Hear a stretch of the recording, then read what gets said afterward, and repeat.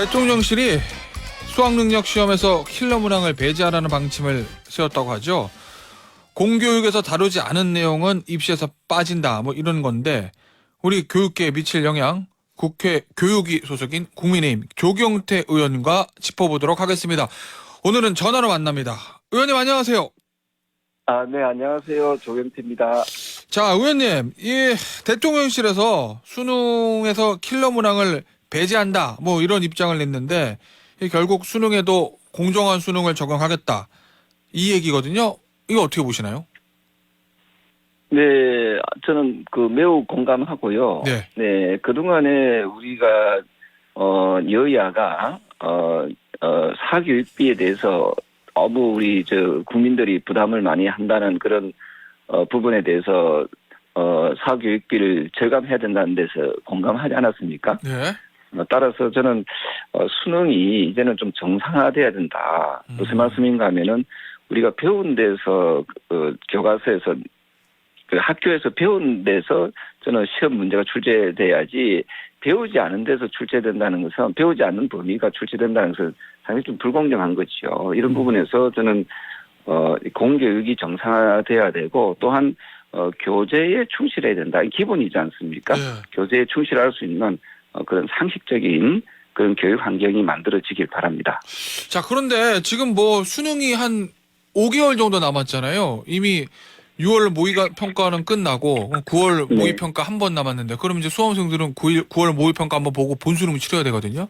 지금 갑자기 이 얘기들이 튀어나오면 현장에 있는 수험생들한테 혼란을 주는 거 아니냐라는 야당 쪽에 좀 비판이 있더라고요. 그 부분은 어떻게 보세요? 진짜 야당은 반성 많이 해야 됩니다. 말은 맨날 말만 하고 또 실천하지 않는 이런 모습들 상당히 실망스럽지요. 야당도 공교육의 정상화에 대해서 항상 부러지는 내용이거든요. 네. 시험이 몇 개월 안 남았다지만은 시험 문제 출제할 때 어쨌든 배운 데서 교과서에서 공교육에서 교재에서 출제를 하도록 하는 것이 그게 원칙이지요. 그래서 저는 우리 국민들이 더 이상 사교육비에서 지나치게 어떤 부담을 느끼도록 하는 것은 저는 이제는 끝을 내주는 것이 맞다 이렇게 보고 있거든요. 네. 저는 특히 킬러 문제라고 들어보셨지 않습니까? 예. 예, 이런 부분은 혹시 최근에 고등학교 1, 2, 3학년 모의고사 문제를 혹시 보신 적이 있는지 모르겠는데요. 네. 이거는 성인들도 대학을 졸업한 사람들도 이게 풀 수 없을 정도의 난이도가 높다고 하거든요. 어제 저한테 서울대학교를 졸업한 취업 준비하는 학생이 최근에 출제된 모의고사 문제를 쭉 다 훑어봤답니다.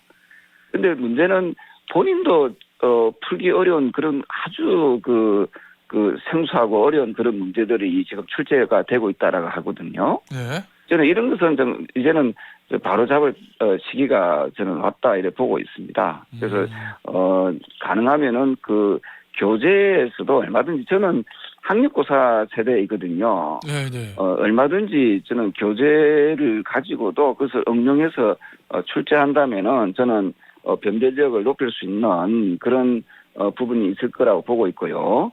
잘 아시다시피 2022년 기준으로 했을 때 사교육비가 우리나라 사교육비가 25조를 넘었거든요. 약 26조인데 네.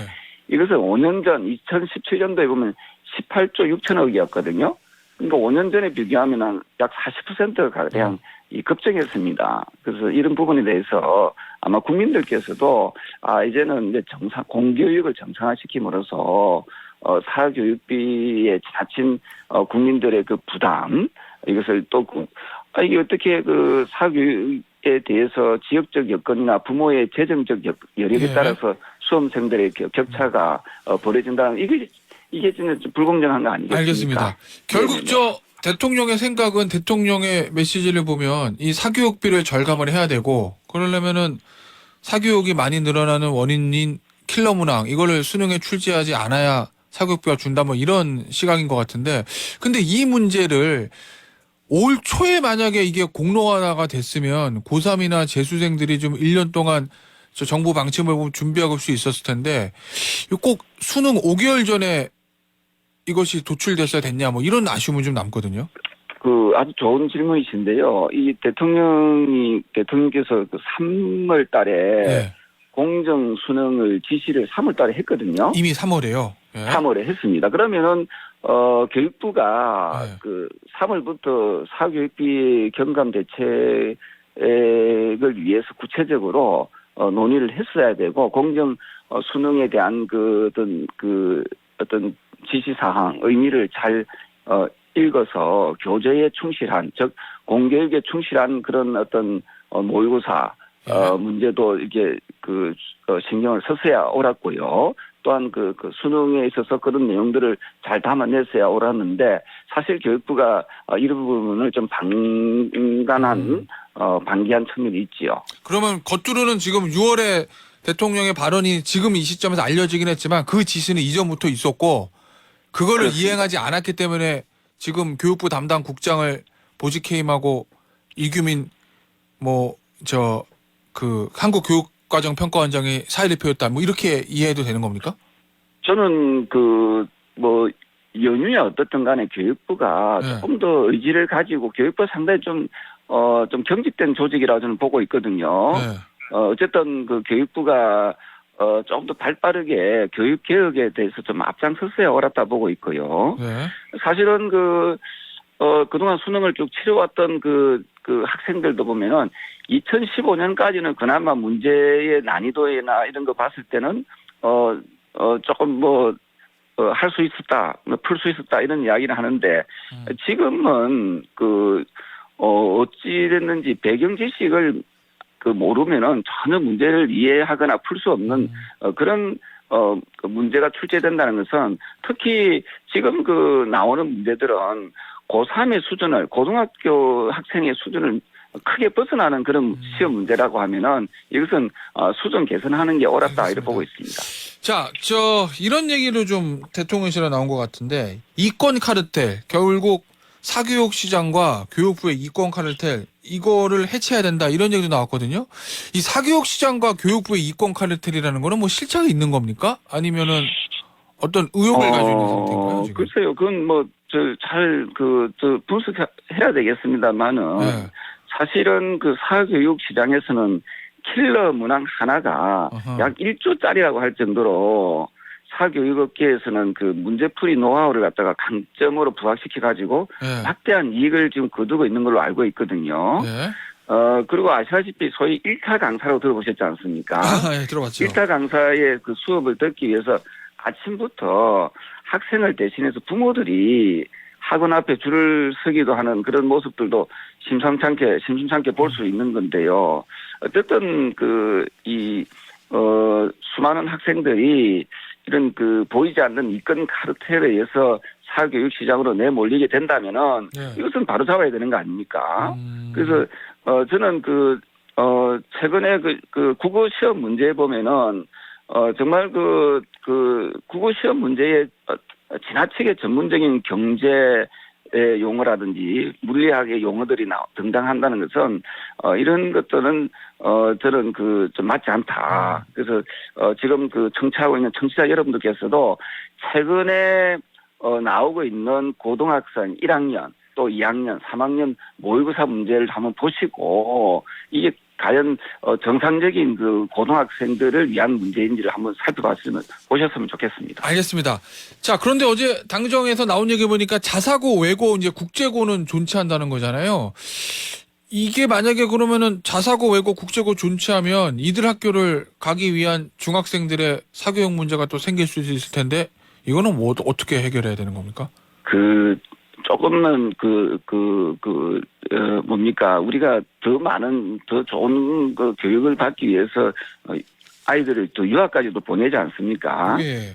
그래서 거기에 비해서 우리가 자사고나 이런 외고나 이런 학교를 다니게 하는 것은 저는 교육의 다양성이라든지 자율성을 좀 인정하는 거라고 보고 있거든요.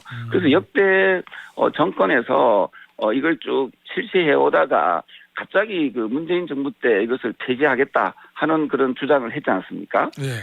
저는 아이들에게 좀 배우고 싶은 것을 배우게 하고 또 질 좋은 교육을 전공할 수 있도록 하고 또한 아이들의 특기나 소질을 키워주는 그런 행위들에 대해서는 저는 교육의 다양성이나 자율성 면에서는 저는 허용하는 것이 옳겠다 이래 보고 있습니다. 그래서 네. 이번에 윤석열 정부의 자사고 또 외고 또 국제고등학교의 그 존치는 저는 합리적인 그런 결정이다 이렇게 보고 있습니다.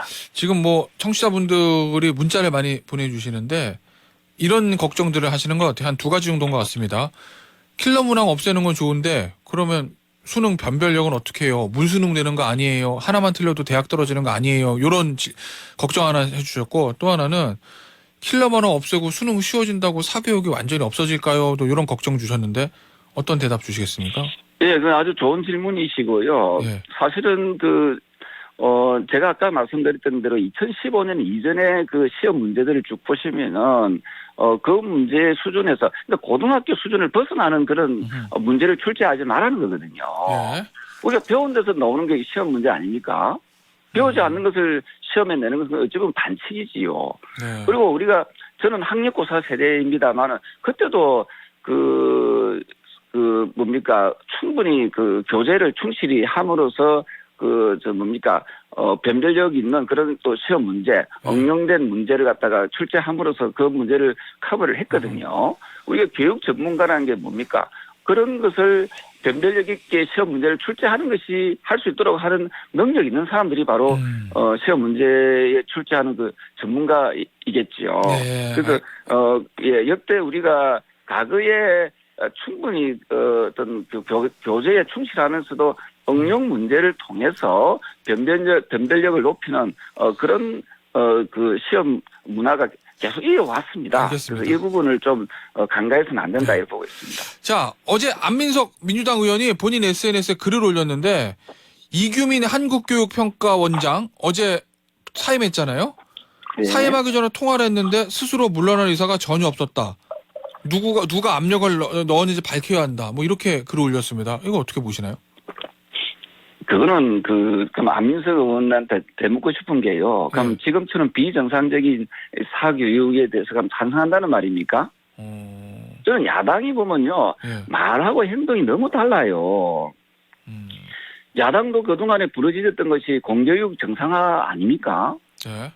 그럼 공교육 정상화를 위해서 어떻게 할 것인지 머리를 맞대고 지금 윤석열 대통령, 윤석열 정부가 공교육 정상화를 위해서 이렇게 교육 개혁을 하겠다고 하면 그 동참하는 것이 그 상식이지요. 알겠습니다. 그래서 어떤 누구 개인에 대한 그런 잘잘못을 이야기하자는 것이 아니라 큰 틀에서 우리가 사교육비를 절감시키고 공교육을 정상화시킴으로써 우리 그 부모님들이 자식을 양육하는데 키워내는 데 있어서 부담을 크게 줄이자. 여기에 반대하거나 여기에 자꾸 이의를 제기하는 사람들은요. 예. 그 의도를 저는 의심해봐야 된다 생각합니다. 그 얘기는 이규민 평가원장의 어떤 사이에는 어떤 압력이 있었던 것은 아니다. 저는 그렇게 보지 않습니다. 그 대통령의 그 교육 개혁에 대해서 저는 동참해야 된다는 그런 메시지라고 보고 있고요. 저는 그 사교육비를 대폭 절감시킴으로써 국민적 부담을 줄이고 공교육을 정상화시키는 그것이 우리 사회가 앞으로 좀 나아가야 될 그런 상식적인 그런 방향이다 이렇게 보고 있습니다. 자, 주제를 좀 바꿔보죠, 의원님. 어제 이재명 대표의 교섭단체 대표 연설 보셨을 텐데 불법 포크 네네. 특권 포기 얘기를 했습니다. 왜 지금 이재명 대표가 이 선언을 했다고 보시나요? 저는 그분이 항상 뻔뻔하게 거짓말 잘하는 분이고 언행 불일치의 그 대마왕이잖아요. 저는 본인이 진짜 특권을 포기한다는 게 진정성이 있으려면은 보통 정치인들이 가지고 있는 가장 큰 특권이 말입니다. 기소를 당함에도 불구하고 직무를 계속 유지한다는 거거든요. 네. 우리가 국업 말단 공무원도 보면은 기소되면은 그 직무가 정리됩니다. 그럼 본인이 정말 특권을 내려놓겠다라고 하면은 자신이 가지고 있는 국회의원의 그 어떤 직무 그리고 당대표로서의 직무도 저는 포기할 수 있는가 저는 되묻고 싶거든요. 저는 이게 말로만 하는 특권 포기, 특권 내려놓기 이것은 정말 국민들을 우롱하고 국민들을 속이는 행위다 이렇게 보고 있습니다. 그러면 이거를 실질적으로 행동으로 옮기려면 뭐 어떻게 해야 된다고 보세요, 이재명 대표가? 저는 크게 두 가지입니다. 하나는 당대표직을 내려놓고요. 예. 또 하나는 그 당대표로서 가지고 있는 그 권한, 지금 더불어민주당에 지금 그 혁신위원장이 새로 선임됐지 않았습니까? 예. 그러니까 무늬만 혁신위원장을 만들지 말고, 혁신위원장한테 과연 본인이 가지고 있는 가장 큰, 권력, 특권인 그 공천권을 혁신위원장한테 줄 수 있는지 아마 못 줄 거예요. 알겠습니다. 예. 저는 그게 바로미터가 될 수 있다 이렇게 보고 있습니다. 오늘 인터뷰는 여기서 마무리하도록 하겠습니다. 지금까지 네. 국민의힘의 조경태 의원이었습니다. 감사합니다. 네, 감사합니다.